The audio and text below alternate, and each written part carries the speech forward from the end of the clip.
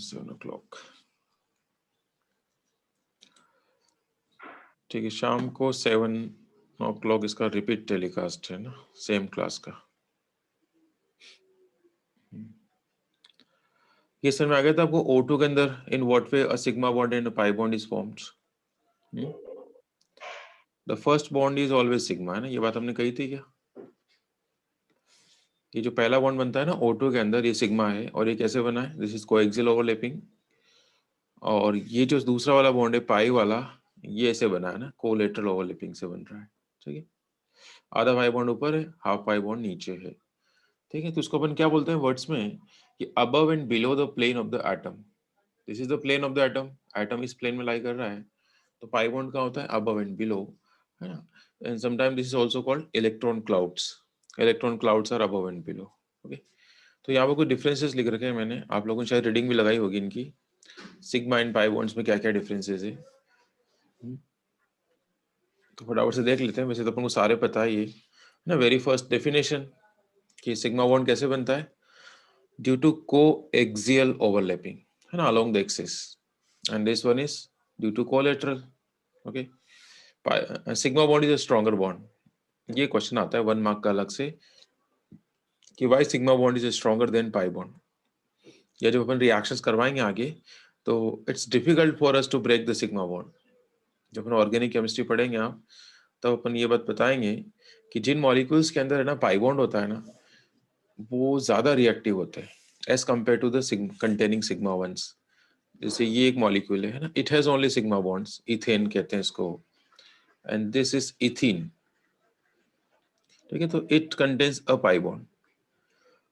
तो pi bond जिन molecules में होता है ना, वो ज्यादा रिएक्टिव होते हैं। क्यों होते हैं? क्योंकि पाई बॉन्ड को ब्रेक करना आसान है, जबकि जिनमें सिर्फ और सिर्फ सिग्मा बॉन्ड्स होते हैं, वो मॉलिक्यूल्स थोड़े कम रिएक्टिव होते हैं, because it's a stronger bond. This bond required very higher energy to break. अच्छा, बॉन्ड ब्रेक होगा तभी तो अपन कहेंगे रिएक्शन हो रही है। तो ये बात ध्यान रखेंगे अपन कि सिग्मा बॉन्ड ही प्रेजेंट है किसी मॉलिक्यूल में, it means the molecule is stable, या मॉलिक्यूल इज नॉट रिएक्टिव।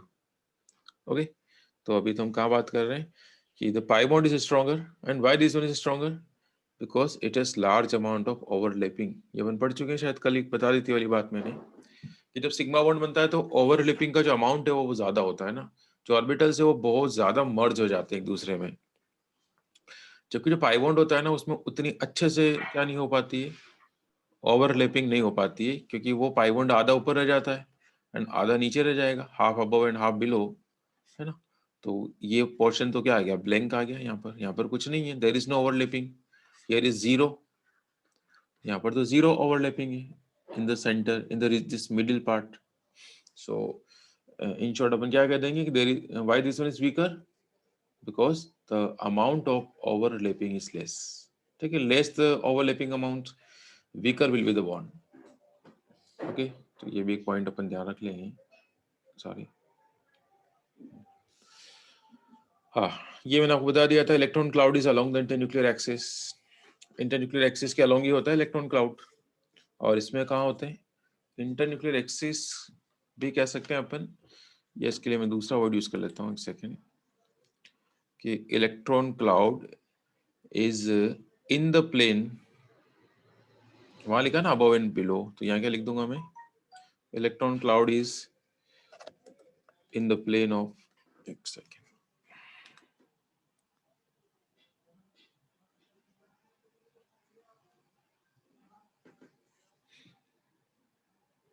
प्रसाद तांबे नहीं आया कि इसमें,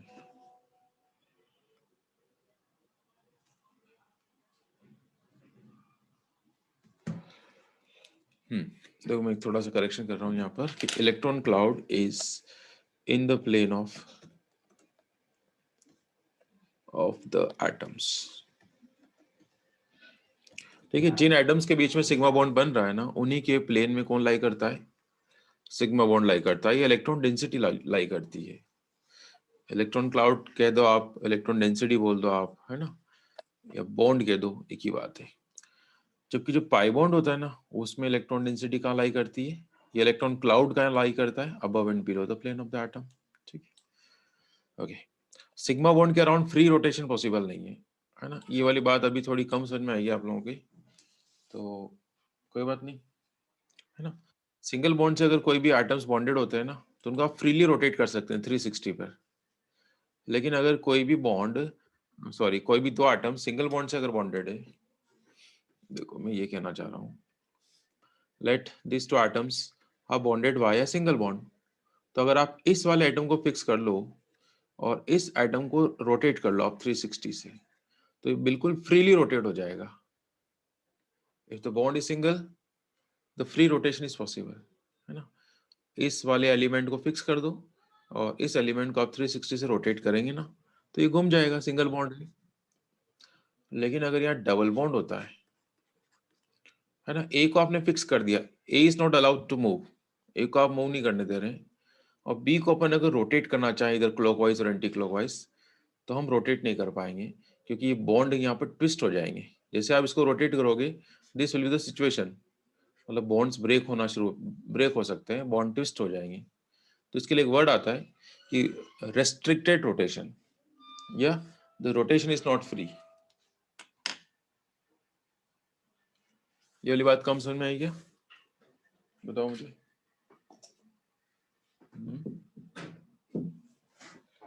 फ्री रोटेशन और रिस्ट्रिक्टेड रोटेशन वाली बात थोड़ी कम समझ में आई क्या?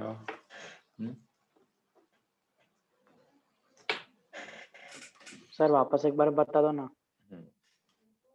देखो वैसे तो ये वाली टर्म अभी नहीं आए काम आएगी, ये अपने काम आएगी कहाँ पर, जब अपन आइसोमेरिज्म पढ़ेंगे, ज्योमेट्रिकल आइसोमेरिज्म पढ़ेंगे ना अपन, तब जरूरत पड़ेगी इस टर्म की, बट वहां पर अच्छे समझा देंगे। तो आपके पास अगर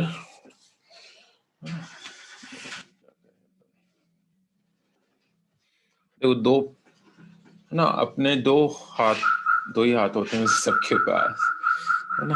अपने दोनों हाथों के बीच में एक, मतलब आप दो पेन ले लो, दो पेन है आपके पास,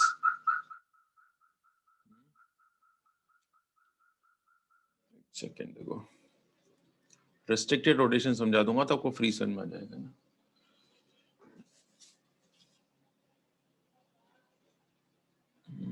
दो पेन, एक सेकंड में दो पेन अरेंज करता हूँ।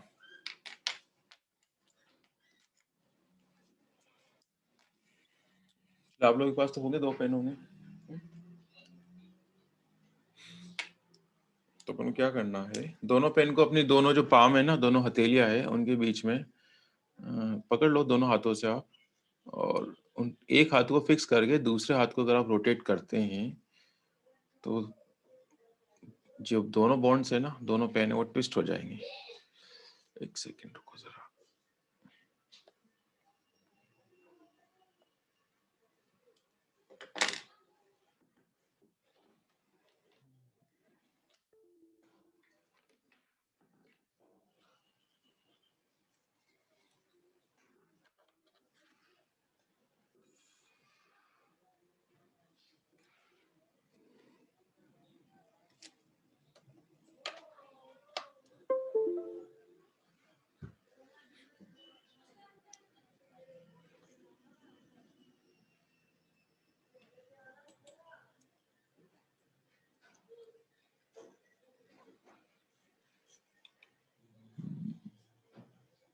सेकंड,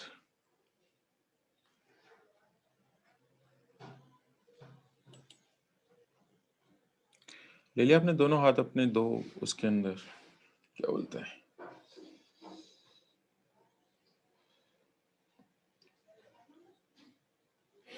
देखो दोनों हाथों के बीच में ले लो आप दो पेन इस तरीके से ना। देखो मैं जो कहना चाह रहा हूँ, मेरे पास क्या दूसरा पेन आ नहीं रहा है, like this। देखो ये सिचुएशन दिख रही है आपको, ये ऐसे ऐसे पकड़ लो आप दोनों हाथों के बीच में दो पेन को पकड़िए। अब एक हाथ को फिक्स करके दूसरे हाथ को रोटेट करते हैं ना, तो क्या होगा, ये जो पेन है ना ये ट्विस्ट हो जाएंगे ना, मूव नहीं करेंगे पूरे, है ना। एक सेकेंड,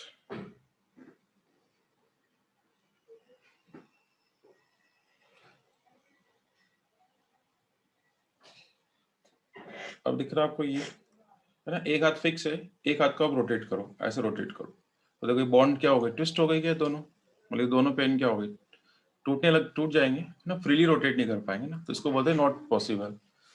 लेकिन अगर ये सिंगल बॉन्डेड से अगर बॉन्डेड होते हैं, सिंगल बॉन्ड से, तो आप एक हाथ को फिक्स कर लो इसको और इसको रोटेट कर लो पूरा, ये पूरा 360 में रोटेट हो जाएगा। तो ये टर्म होती है फ्री रोटेशन। तो सिंगल बॉन्ड से अगर बॉन्डेड है तो रोटेशन क्या होगा, फ्री, और अगर डबल बॉन्ड से बॉन्डेड है तो रोटेशन फ्री नहीं हो पाएगा ना। ध्यान रखिए वाली बात, वो ट्विस्ट कर जाएगा ना, बॉन्ड टूट जाएंगे अगर दो से बंधा हुआ है ना। तो आप अपने हाथ में से करके देख लेना एक्सपेरिमेंट। बाकी अपन जब आइसोमेरिज्म पढ़ेंगे तब ये अच्छे से समझ लेंगे, कि अभी तो जरूरत है नहीं, है ना, कि ये फ्री रोटेशन क्या होता है, लाइक दिस। चलिए अब अपन कहाँ पर है, इसको मैं हटा देता हूँ।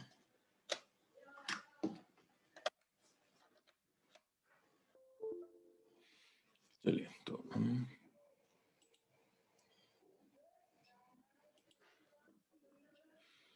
Okay, free rotation is possible, free rotation is not possible, है ना। यहाँ रोटेशन क्या हो जाता है, रिस्ट्रिक्टेड हो जाता है। यहाँ पर एक टर्म लिख सकते हैं, कौन सी,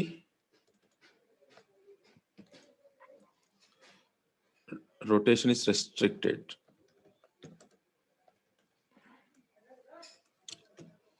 रोटेशन इज रेस्ट्रिक्टेड, है ना, नॉट अलाउड, रेस्ट्रिक्ट हो जाएगा, है ना। पूरा 360 पे रोटेट नहीं कर पाएंगे आप, थोड़ा सा तो रोटेट कर लेंगे आप, है ना, 30 40 मतलब 90 तक भी नहीं कर पाएंगे ना। चलिए वन मोर डिफरेंस, ठीक है, नोट तो नहीं करना, आपके पास है ना, ये सब पीडीएफ में है आपके पास अवेलेबल, तो आप सिर्फ फटाफट से समझ लेते हैं अपन यहाँ पर, है ना। सर बोलो। सर इसके नोट्स मेरे पास सेंड नहीं करे आपने। नहीं करेगा, चलो मैं कर दूंगा, हाँ है ना। ठीक, ठीक। तो आपने नोट नहीं कर रखे क्या पहले ये? नहीं सर नोट्स ही नहीं है मेरे पास, आपने बोला था भेज दूंगा पर भेजे ही नहीं। ओके, अब भेज देंगे। चलिए अगला पॉइंट क्या है, हाँ भाई, जो सिग्मा बॉन्ड होता है ना, ये मॉलिक्यूल के शेप को डिटरमिन करता है ना। जैसे अगर किसी के पास 2 सिग्मा बॉन्ड है तो it will be linear, if the molecule has 3 sigma bond it will be trigonal planar, है ना। तो जब अपन ने वेस्पर थ्योरी पढ़ी थी ना, VSEPR, बिल्कुल वही बात यहाँ लगेगी। वहां पर अपन BP कहते थे, याद है, कि 2BP के लिए लीनियर होता है, 3BP के लिए क्या होता है, बॉन्ड पेयर्स के लिए ट्रायगोनल प्लेनर होता है, 4 बॉन्ड पेयर्स के लिए टेट्राहीड्रल होता है। बस यहाँ पर BP के बजाय क्या बोलेंगे, उनको सिग्मा बॉन्ड्स कहेंगे, ठीक है। And the sigma bonds form the shapes, decides the shape, why, क्योंकि इनमें इलेक्ट्रॉन्स होते हैं और ये बॉन्ड्स 3D में कैसे ओरिएंट होना चाहते हैं, मैक्सिमम डिस्टेंस, मिनिमम रिपल्शन। अगर ये ऐसा करेंगे तो molecule will get a particular shape, ठीक है। तो ये बिल्कुल वो वेस्पर वाली कॉन्सेप्ट आएगी यहाँ पर भी। लेकिन जो पाई बॉन्ड है इसका शेप के अंदर कोई कंट्रीब्यूशन नहीं होता है, पाई बॉन्ड आ जाएगा मॉलिक्यूल में तो उसके शेप पे कोई फर्क नहीं पड़ेगा, है ना, क्योंकि इनमें क्या डायरेक्शनल कैरेक्टर नहीं होते हैं पाई बॉन्ड्स के अंदर, और जो सिग्मा बॉन्ड्स होते हैं इनमें डायरेक्शनल कैरेक्टरिस्टिक्स होते हैं। ये भी अपन हाइब्रिडेशन पढ़ेंगे ना, उसमें आपको बताएंगे कि डायरेक्शनल कैरेक्टर क्या मतलब होता है, ठीक है। फिर ये मैंने आपको बता ही दिया था यहाँ ऊपर कि जिन मॉलिक्यूल में सिग्मा बॉन्ड होते हैं वो स्टेबल होते हैं, और जिनमें पाई बॉन्ड्स होते हैं वो रिएक्टिव होते हैं। Why? Because pi bond can be easily broken. Why it can be easily broken? Because this one is a weaker bond. And why this one is a weaker? Due to less amount of overlapping. तो जरूरी नहीं paper में आपसे difference ही पूछे जाए, जैसे conceptual question भी बना सकते हैं कि why pi bond is weaker, sigma bond is stronger, why pi bond molecule pi bond containing molecules are more reactive, है ना। ऐसे 1 मार्क के क्वेश्चन भी फ्रेम हो सकते हैं, ओके। चलिए ये बात हमने कर ली थी कि किन्हीं भी 2 एटम के अंदर जो पहला बॉन्ड बनता है एंड दैट इज सिग्मा, है ना। First bond is always sigma. अब फर्स्ट के बाद जितने भी बॉन्ड्स होंगे वो सारे क्या होंगे, वो पाई होंगे, ओके। दूसरी बात, ये जो सिग्मा बॉन्ड है ये कौन बनाएगा, ये हाइब्रिड या फिर अनहाइब्रिड, दोनों ही बना सकते हैं। तो अभी अपने पढ़ा नहीं हाइब्रिडेशन क्या होता है, अभी जस्ट वही पढ़ने वाले हैं थोड़ी देर में, ठीक है। तो ये वाला पॉइंट अभी थोड़ी देर में समझ में आ जाएगा। और जो पाई बॉन्ड होता है ना, this one is always form by unhybrid orbitals. ये पॉइंट पे अभी क्लियर होगा जब अपन अभी हाइब्रिडेशन डिस्कस कर रहे हैं, ओके। अब सिग्मा के अंदर क्या क्या एग्जांपल हो सकते हैं, तो मैंने कहा था ना, S orbital always form sigma bond. S orbital हमेशा कौन सा बॉन्ड बनाते हैं, सिग्मा, ओके, क्योंकि ये तो नॉन डायरेक्शनल होते हैं ना सिग्मा एस ऑर्बिटल्स। तो इनमें परपेंडिकुलर टू द एक्सिस का कोई ऑप्शन नहीं होता है। ठीक है, एस ऑर्बिटल कैसे भी पास में आए वो ऑलवेज क्या होगा, along the inter nuclear axis. ठीक है, अब एस पी के साथ कंबाइन करें तब भी क्या होगा, सिग्मा। पी के पास ऑप्शन है कि p orbitals can form sigma as well as pi, तो पी मैंने राइट में भी लिखा होगा है ना। ओके, तो इसमें इस टाइप की ओवरलैपिंग हो सकती है। और पाई बॉन्ड कैसे बनता है, पी पी ओवरलैपिंग, या मुझे लिखना चाहिए P P collateral overlapping, collateral, P P collateral हो सकती है ना। इट में भी पी डी है ना, पी पी, और एक पी ऑर्बिटल हो सकता है, एक डी ऑर्बिटल भी हो सकता है, पी डी, या दिस में भी डी डी, बट वहां पर चलो पाई नहीं कहेंगे उसको। जब डी ओ डी करेंगे तो वो डेल्टा बॉन्ड बनेगा, तो डेल्टा नहीं पढ़ेंगे अपन। ओके, और यहाँ पर क्या कहेंगे, ये तो कोएक्सियल है ना, पीपी कोएक्सियल ओवरलैपिंग, कोएक्सियल।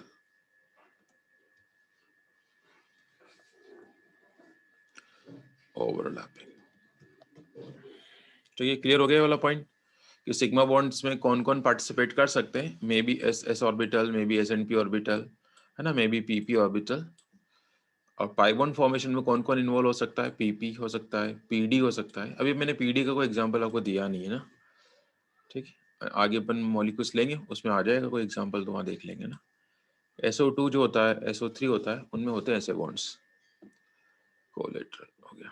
चलिए, तो ये कुछ डिफरेंसेस है ना, वैसे डिफरेंस भी पूछे जाते हैं पेपर में है ना, कि right what are the differences between sigma and pi bond, तो this is also important one है ना।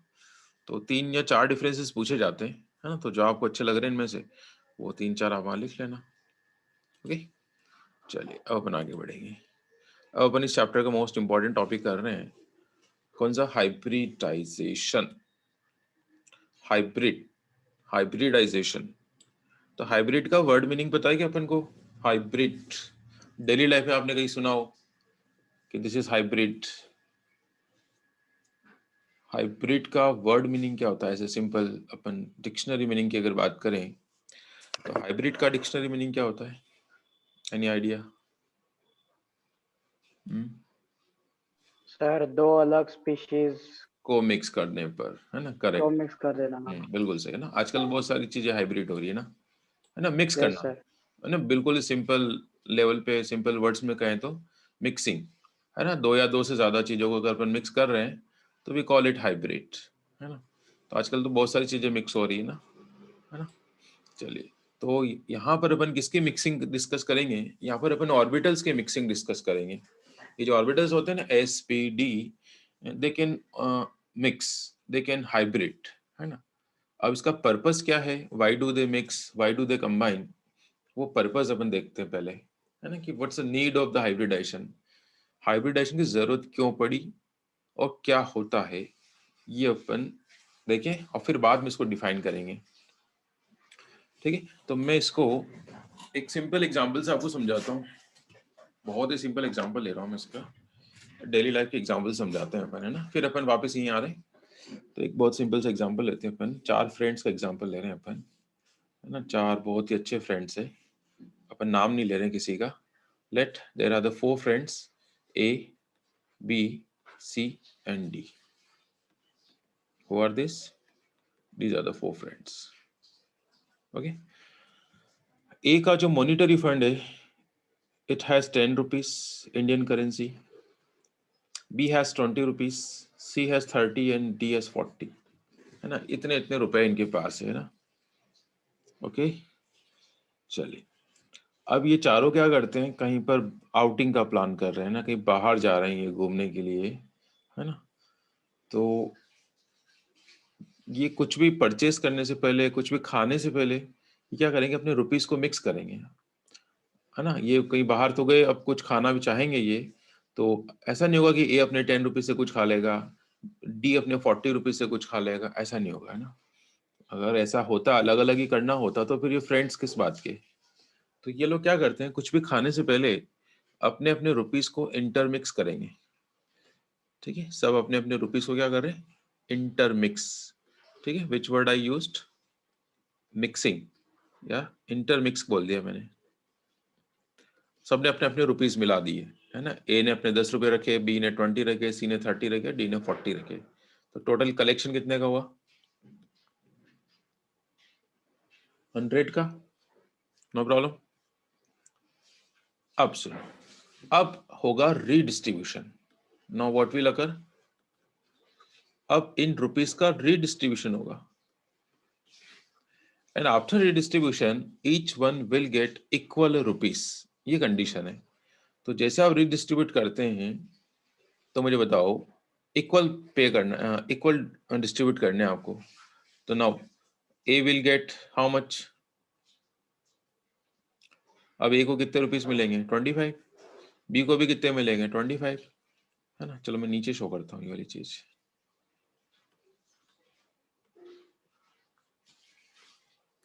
ठीक है। अब रीडिस्ट्रीब्यूशन होगा पैसों का, तो सबके पास 25 आ जाएंगी क्या? ये वाली बात समझ में आती है आप लोगों को? हाँ मैं यही लिख देता हूँ, चलो नीचे ए बी सी डी, है ना। तो now each one will get 25 rupees, correct. अब चारों का जो मॉनिटरी फंड है, चारों के पास जो रुपीज है वो इक्वल है, A B C and D, correct. तो अब जो ए जो चीज खाएगा, कुछ भी खाने का सामान लेगा, वही बी ले लेगा, वही सी और डी, क्योंकि चारों की रुपीज क्या है, सेम है। तो अब ये जो फ्रेंड्स है चारों, जिनके पास इक्वल रुपीज है, ये चारों फ्रेंड्स क्या कहलाएंगे? इन चारों फ्रेंड्स को आप क्या कहोगे कि these are the what, these are the hybrid friends. कौन से फ्रेंड्स हुए ये? These are the hybrid friends. कब? जब इनके पास इक्वल अमाउंट से, इक्वल रुपीज है, 25, करेक्ट।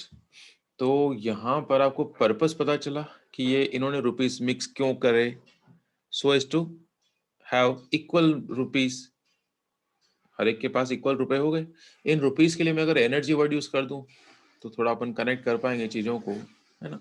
ऐसा मान लेते हैं अपन की पहले इनकी एनर्जीज अलग अलग थी, ठीक है। अब इन चारों ने क्या करे, मिक्स करे, और after redistribution each one will have the same energy, same rupees, ठीक है। तो सच काइंड ऑफ, अच्छा इसमें ये तो नहीं कहोगे ना आप कि इसको लॉस हो रहा है, इसको गेन हो रहा है, एंड ये लॉस में जा रहा है, ये फायदे में जा रहा है, लाइक दिस, है ना। This is the fair, everything is fair in friendship, सब चलता है। मानते हैं कि डी का थोड़ा लॉस हुआ है, ए का बहुत ज्यादा फायदा हुआ है, बट चलता है सब।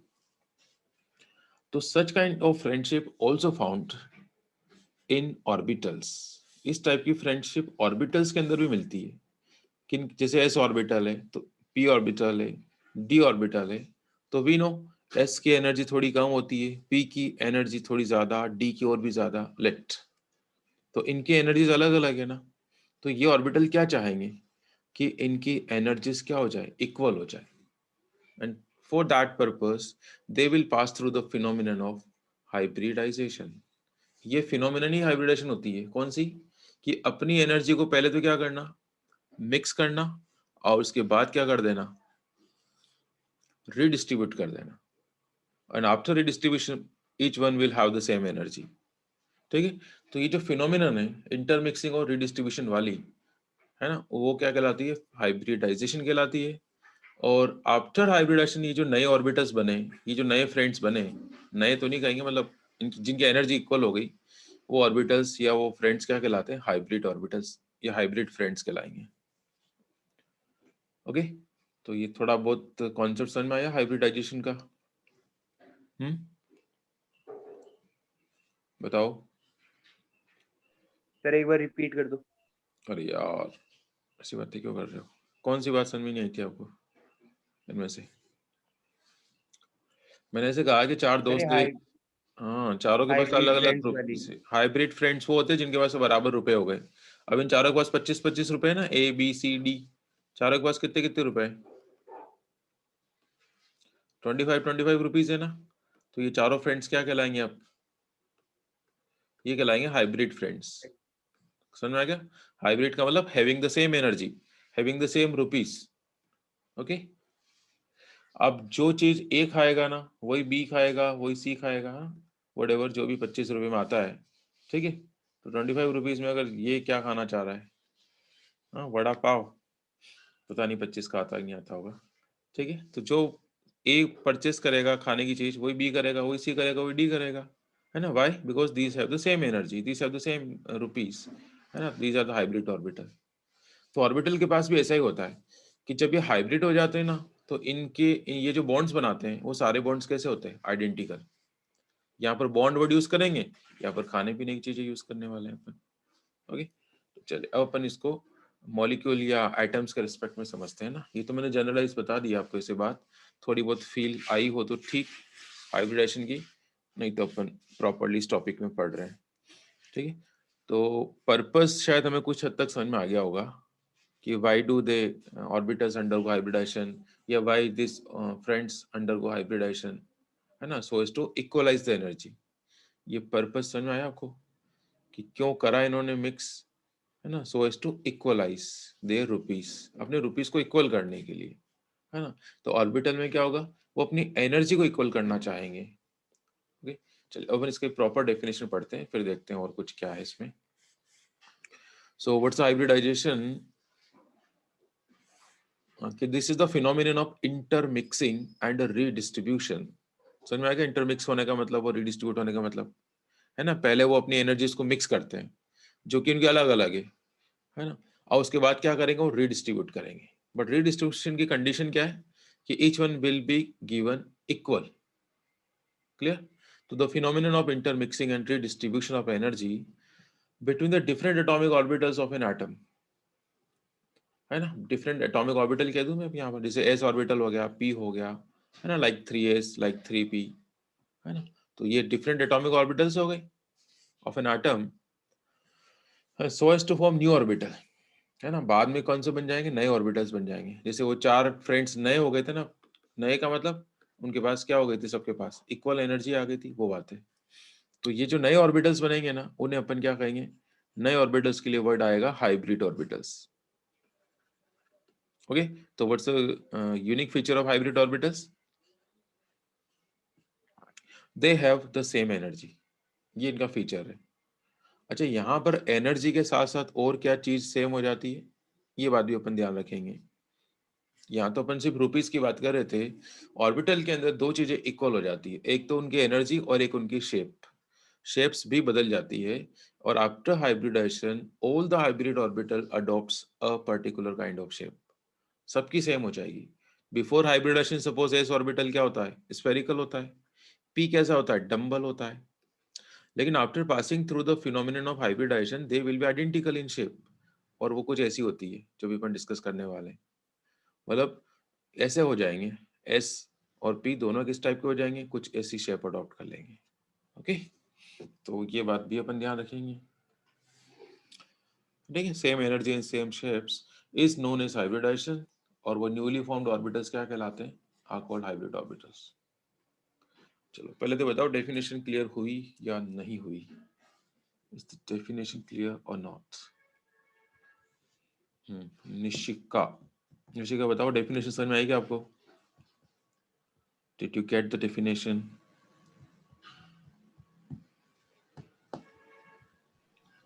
सर अरे ओके, है ना। बाकी अपन इसको और अभी अप्लाई करेंगे मॉलिक्यूल्स के अंदर, तब और अच्छे से समझ में आ जाएगा, है ना। ओके, अब इससे कुछ कैरेक्टरिस्टिक्स होता है हाइब्रिडाइजेशन की, तो अपन जल्दी से देखते हैं, फिर अपन पढ़ेंगे टाइप्स ऑफ हाइब्रिडाइजेशन। तो उसमें ये कैरेक्टरिस्टिक्स सारे क्लियर अपने आप हो जाएंगे ना। अभी तो कुछ एक क्लियर होंगे यहाँ पर 5-7 में से, और बाकी सब कब क्लियर हो जाएंगे, when we will take the examples. तो जल्दी से देखेंगे इसको फटाफट से। तो वेरी फर्स्ट कैरेक्टरिस्टिक क्या है हाइब्रिडाइजेशन का?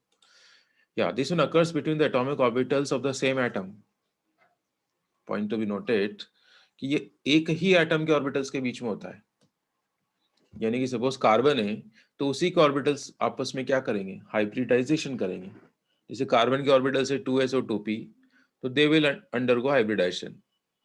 It doesn't occur between 2 different atoms. ये बात ध्यान रखेंगे, दो अलग अलग एटम्स के बीच में जो होता है ना, उसे हाइब्रिडाइजेशन नहीं कहते हैं, उसे कहते हैं ओवरलैपिंग। करेक्ट?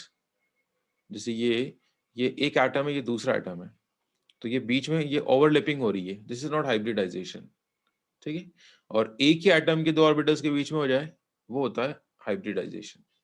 ठीक है, तो अभी तो ये याद रखो, बाकी अपन एग्जांपल से समझेंगे। तो फर्स्ट पॉइंट ध्यान रहेगा कि this one occurs between the orbitals of the same atom, एक ही एटम के डिफरेंट ऑर्बिटल्स के बीच में होता है। सेकेंड थिंग, हाइब्रिड ऑर्बिटल्स कितने बनेंगे? हाइब्रिड का मतलब जो नए ऑर्बिटल बनते हैं, जो नए ऑर्बिटल बनते हैं ना जिनकी एनर्जी सेम होती है, उन्हें अपन क्या कहते हैं? Hybrid orbitals. तो हाइब्रिड उतने ही बनेंगे नए वाले जितने उन्हें पार्टिसिपेट करा था। जैसे आप देखो, 4 ही फ्रेंड्स थे रुपीस मिलाने से पहले, और रुपीस जब रिडिस्ट्रीब्यूट करे तब भी तो फ्रेंड 4 ही थे ना। पहले भी ABCD थे, बाद में भी 4 ही बने। ऐसे थोड़ी कि रुपीस डिस्ट्रीब्यूट करते टाइम 5 हो गए, या एक को बाहर निकाल दिया 10 रुपए वाले को, ऐसा तो नहीं हुआ। तो यही यहाँ पर होगा, अगर 2 एटॉमिक ऑर्बिटल ने पार्टिसिपेट करा है तो हाइब्रिड ऑर्बिटल्स भी कितने बनेंगे? 2 ही बनेंगे। तो ये भी एक कैरेक्टरिस्टिक है इसका, कि number of hybrid orbital forms is equal to the number of atomic orbitals participating in the hybridization. Clear? चलिए, टाइम होने वाला है, दोबारा कर लेना आप ज्वाइन। थर्ड कैरेक्टरिस्टिक क्या है कि कौन करेगा हाइब्रिडाइजेशन? जिनके एनर्जी में ज्यादा डिफरेंस नहीं होना चाहिए। जैसे 2s ऑर्बिटल